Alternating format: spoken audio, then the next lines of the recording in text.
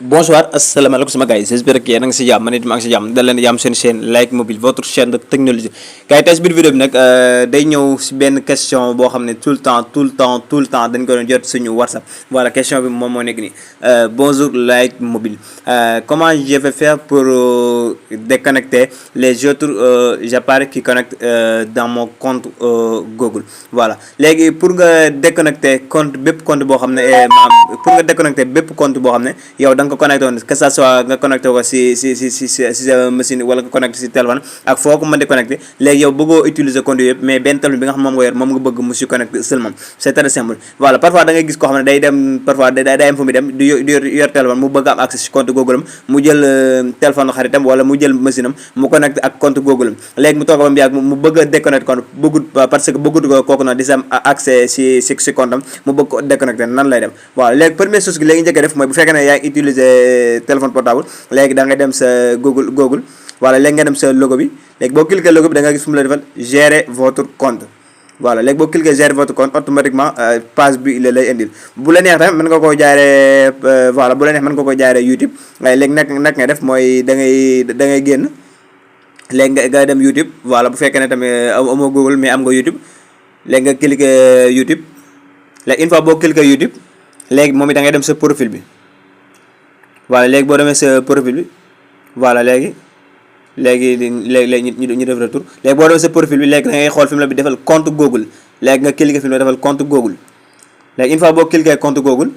voilà boo passé ne léegi automatiquement moom it ci page bi la lay indil mais bu fekkee tamit amoo YouTube mais yow iPhone ngay utiliser ban nga am muy Safari léegi da ngay dem sa Safari léegi boo demee Safari nga tapé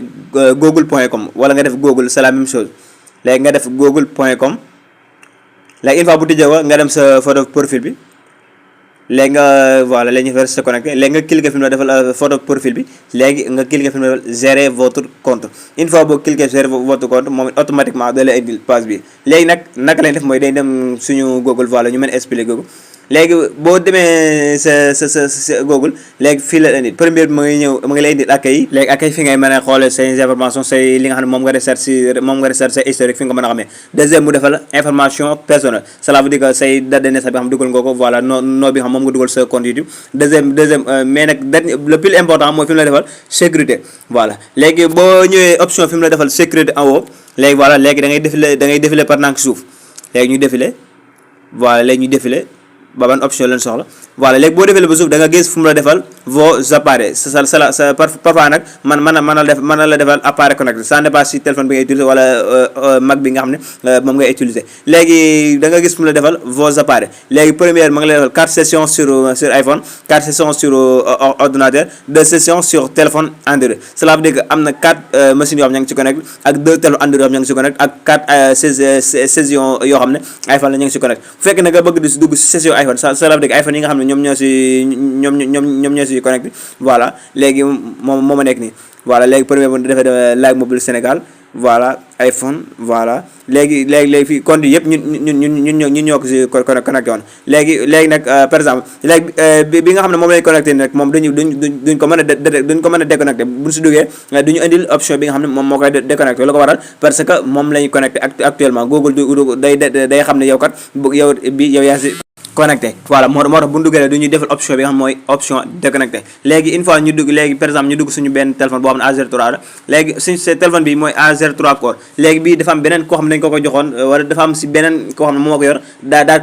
ñu connecté ñun ñoo ko connecté woon rek mais dañoo toog ba mu yàgg ñu bëgg ko déconnecté léegi nan lay def mooy dañuy cliquer fi ñu defal sa déconnecté une fois boo cliquer sa déconnecté rek moom du amat accès sa compte bu bëggee dugaat sa compte da ngay wax mu demande la de dugal information yi dugal mot de passe dugal vérification en 2 étapes bi pour mën a connecté waat li nga xam ne moo di sa compte email voilà léegi bu fekkee ne dafa machine bi mooy window bi moom it da nga bëgg mu da nga bëgg a déconnecté compte bi nga xam ne connecté woon nga sa compte mooy boo duggee da ngay cliquer fi mu defal sa déconnecté une fois boo cliquer sa déconnecté rek automatiquement kooku day mën a kooku doo amat accès si sa li nga xam ne moo di sa compte bu bëggee dugaat da ngay laajaat information yi mot de passe et cetera pour mën a dugaat voilà léegi sama gars yi loolu rek lay dindee bépp compte boo xam ne connecté woon ko si benn n'importe quel téléphone boo ko connecté woon rek léegi bu fekkee da nga bëgg a connecté rek yow l'essentiel mooy téléphone bi nga xam ne yow yaa ngi koy connecté yaa ngi koy utiliser actuellement mu am compte bi nga xam ne compte yi nga xam ne moom nga bëgg a déconnecté bu ko defee yow da nga mën a am accès si compte yooyu pour mën kaa déconnecté voilà sama gars yi léegi ñu ngi lay jox di si beneen astuce ak si beneen vidéo jaay ngeen jëf à la prochaine